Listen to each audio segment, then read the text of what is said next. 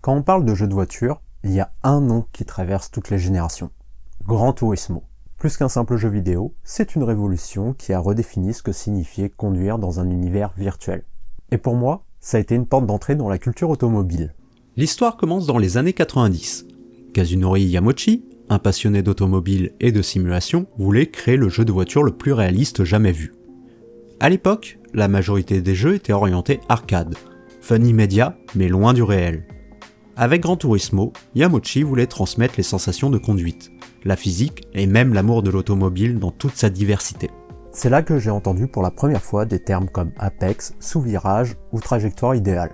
J'ai appris la théorie du pilotage dans ma chambre, manette en main, bien avant de la comprendre en vrai. Dès le premier opus en 1997 au Japon sur PlayStation 1, Gran Turismo se distingue.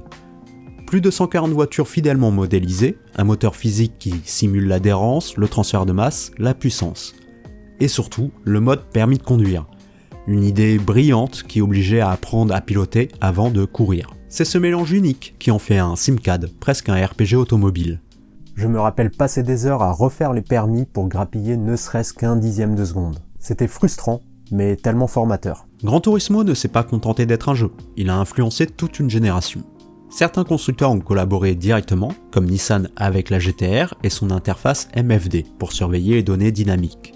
Ou encore les prototypes Vision GT, dont certains sont devenus de vrais concept cars. Et surtout, il a ouvert la voie à des pilotes réels.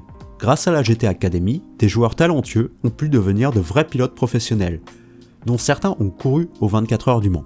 Ça m'a aussi appris la culture du réglage, toucher aux suspensions, à la boîte de vitesse, au différentiel.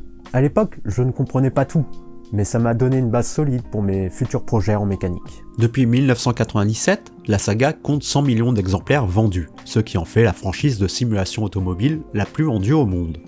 Chaque génération de consoles a vu Gran Turismo repousser les limites du réalisme. Meilleure physique, graphisme photoréaliste, sonorité des moteurs enregistrés sur piste. Avec Gran Turismo 7, la philosophie reste la même.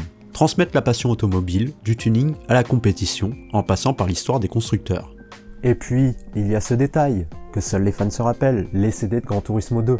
Le revêtement sentait le pneu. J'avoue, j'en grattais même les CD pour retrouver cette odeur. Ça restera gravé dans ma mémoire. Bien que d'autres jeux soient aujourd'hui plus réalistes en termes de physique, Gran Turismo reste une porte d'entrée incontournable. Pour moi, ça a été une école de pilotage, une bibliothèque de réglage et même une initiation au langage de la course. Gran Turismo, ce n'est pas seulement un jeu. C'est une passion qui unit les joueurs, les pilotes et les constructeurs.